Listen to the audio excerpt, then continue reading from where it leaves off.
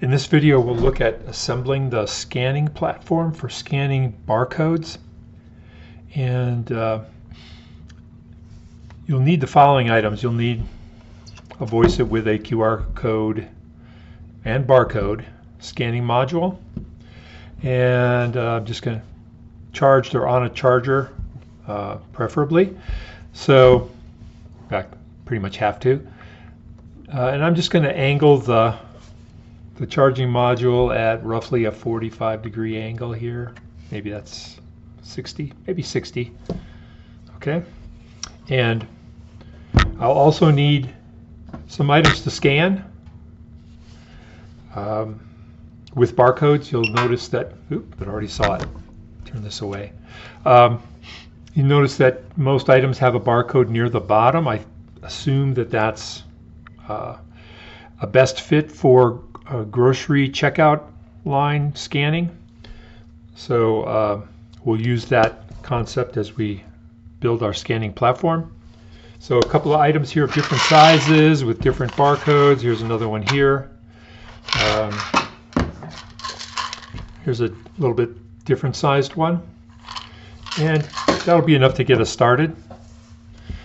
Then we'll need a couple of the pieces printed out. I have the scanning platform and a scanning riser here. You can theoretically get by with just a scanning platform. In fact, you could get by with nothing at all here. Just have to be more careful in how you place the item. But I'm going to assume, because you could just raise this up with something else other than a riser like this, a book or something else. But I'm just going to assume that we'll construct this entirely out of 3D printed parts.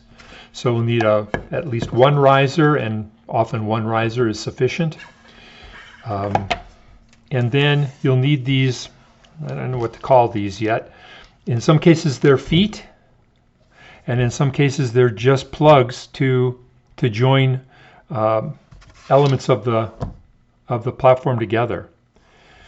So let's see here. We'll take a quick look here just to show you the difference here. Let's see.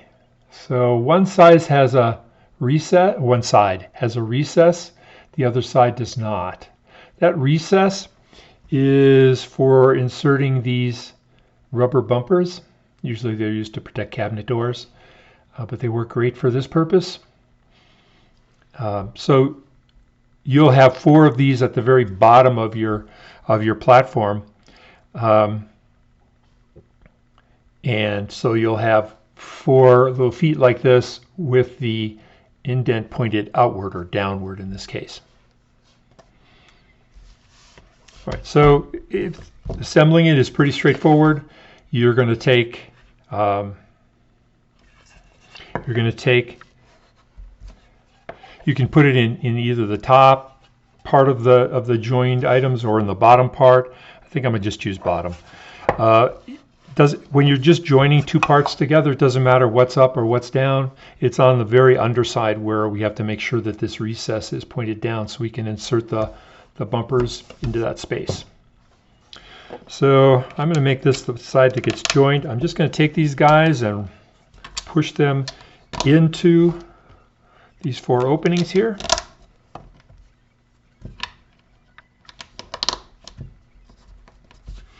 And then I'm going to take the other half and I'm going to insert those into the holes and squeeze it together.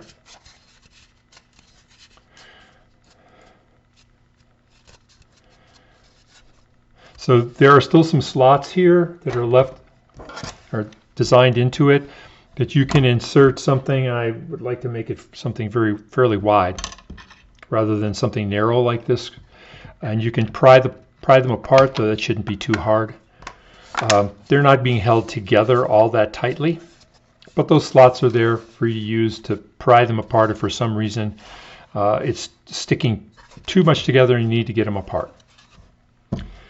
Then the underside, we'll make sure that this recess is always pointed up and eventually down when we turn it over.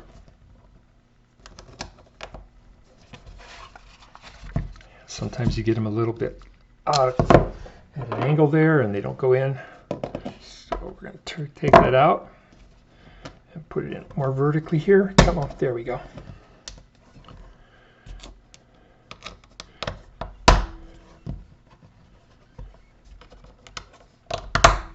Okay, so all the recesses are pointed up. That may or may not be visible.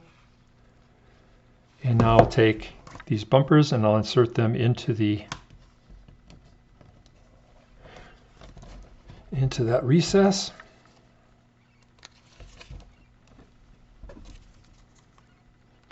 And if you discover that you need to bring this platform up even higher, you just print another one of these risers.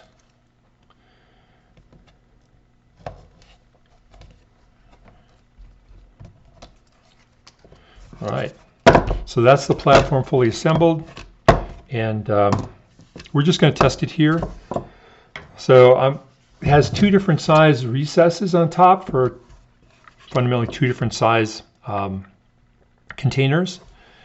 And we can also, let me see if I have an example here. I should have had this ready to go. Let's find a small book. So books also, and boxes and cartons, they all have a barcode on the bottom as well that you can use in the scanning. Book, it's not as clear how you would use the book for this purpose, other than maybe reading the book. But you would just set that on the platform too and get it scanned.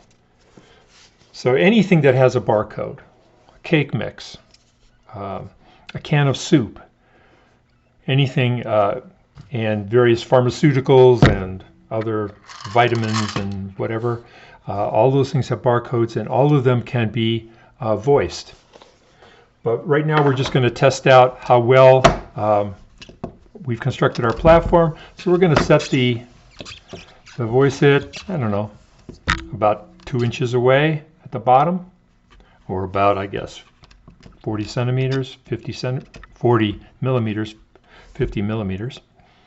And we'll just start with this really large guy.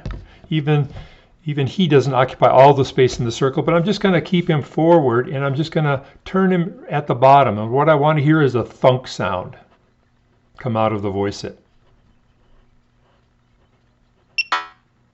So that meant right there the voice it saw the barcode, read the barcode, went to look for a voice file to play, and it couldn't find it.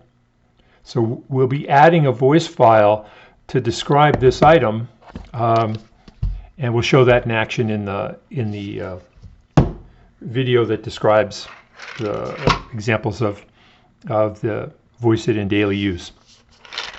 Then we'll take this guy. We're just going to test some different sizes. He fits kind of in the smaller opening, kind of smoothly. I'm going to rotate him slowly. Again, caught it. In fact, you can tell it's catching it very early. And we have one more to go here. And we'll push this guy to the front, always kind of the front, and he may slide a little bit from side to side. It just won't make any difference. Also saw this one. All right, so this means that we've, for the most part, we're going to have it read this book. Let's see if we can get to read the barcode on this guy. So it did. That's just a test to show you that doesn't have to be a bottle, doesn't have to be a round surface. It can be a flat surface. Anything that has a barcode. I'm just reaching around here to see if I can find things with barcodes on them. That one doesn't have one. It must be on the box that it came in.